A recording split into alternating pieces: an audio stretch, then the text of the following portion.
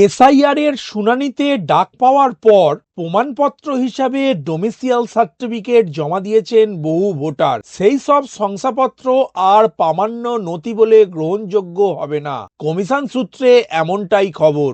আর শুনানি চলার মাঝে নির্বাচন কমিশনের এমন তুগলকি সিদ্ধান্তে বিপাকে পড়তে চলেছেন লক্ষাধিক ভোটার। নমস্কার বন্ধু, আপনাদের সাথে আমি অনিমেষ। আপনারা এখন দেখছেন কুন্ডু টেলিকম ইউটিউব চ্যানেল। চলুন শুরু করা যাক আজকের আপডেটটি। রাজ্যের খসড়া ভোটার তালিকা প্রকাশের পর 2002 সালের ভোটার তালিকায় নিজের বা আত্মীয়ের নাম না থাকা নো ম্যাপিং ভোটারদের শুনানির নোটিশ পাঠিয়েছিল নির্বাচন কমিশন।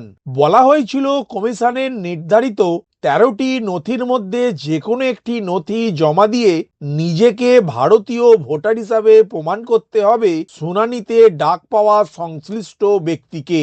13টি নথির মধ্যে একটি নথি হিসাবে সংশ্লিষ্ট রাজ্যের জারি করা স্থায়ী ঠিকানা বা বাসস্থান সংক্রান্ত শংসাপত্রকে মান্যতা দিয়েছে কমিশন। তাই বহু ভোটার শুনানিতে গিয়ে ডোমিসিয়াল সার্টিফিকেট জমা দিয়েছেন, তা জমাও নেওয়া হয়েছে।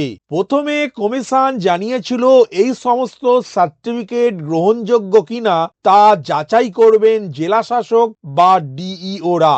এমনকি এই সার্টিফিকেট কোন আধিকারিক স্তরে ইস্যু করা হয় তা জানতে রাজ্যকে চিঠি লিখেছিল মুখ্য নির্বাচনী আধিকারিকের দপ্তর। সেই চিঠির জবাবে রাজ্য জানিয়েছিল 1999 সাল পর্যন্ত ডোমিসিয়াল সার্টিফিকেট ইস্যু করার ক্ষমতা দেয়া ছিল জেলা শাসকদের হাতে। তারপর এই শংসাপত্র ইস্যু করেন এডিএম অর্থাৎ অতিরিক্ত জেলা শাসক এবং মহকুমা শাসক বা এসডিও। ঘটনাচক্রে এই এসডিওরাই এসআইআর পর্বে ইআরওর দায়িত্ব পালন করছেন।